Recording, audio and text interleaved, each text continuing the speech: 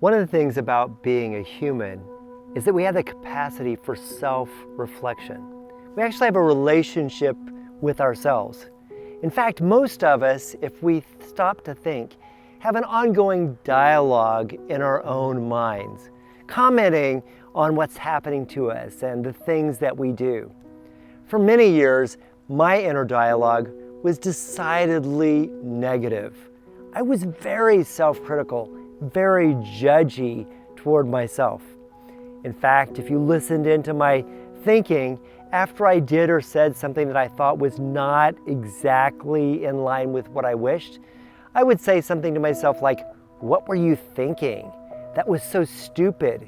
You're such an idiot." I'm not kidding. And it got worse. I said some pretty nasty things in my own head.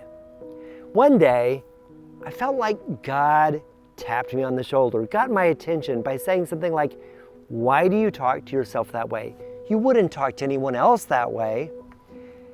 I reflected for a moment and said, "But I'm my own person. I would not talk to that person that way because they belong to themselves. I'm mine." It was as if God said, "Oh, really?" And he took me to 1 Corinthians chapters 6 and 7, which says this, "You are not your own. You've been bought with a price. Therefore glorify God in your body." I thought, so I'm not my own. I don't really belong to me anymore. That's right, I felt like he said. And he reminded me of Galatians 2, verse 20. It says, "I've been crucified with Christ. Nevertheless, I live, but not I. Christ lives in me. And the life that I live in the flesh, I live by faith in the Son of God, who loved me and gave himself for me." Wow. So I thought, if I call myself an idiot, does that mean I'm calling Jesus an idiot? Pretty much, I felt like the Lord said to me. And I thought, yeah, that's not good. That day, something really cool happened for me. I realized that my inner criticism of myself was not just a bad habit, it was sin. It was a wrong way to treat myself. Jesus says, in fact, that whatever you do to one of the least of these, my brothers, you do to me. And sometimes the least of these is not out there somewhere. It's in my own skin. I'm one of the least of these brothers.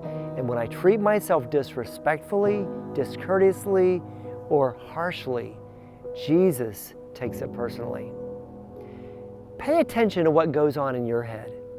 Do you show yourself compassion when you fall down, or are you harsh? Are you considerate and kind, or are you discourteous and rude to yourself?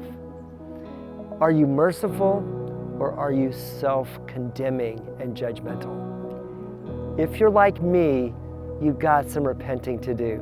You've got to take stock of the way you relate to yourself, and more importantly, the way you relate to Jesus in you. The gospel is clear. He died for us so that we could live for him. And the life that we live in the realm of faith is a life unto Jesus. We walk not after the flesh, but after the Spirit. And the law is no longer in control. It's grace, it's mercy. And we have to learn how to show grace and mercy to ourselves. There's an old saying that says, charity begins at home. And if you want to love your neighbor well, you'll need to learn to love yourself well too. God is merciful. He's gracious. He's compassionate. He's forgiving. And he wants us to be like him. You can easily do it out there, but sometimes the challenge is right where you live, being kind, merciful, and compassionate, applying grace at home. God bless you as you seek to love him with your whole heart and let him love you.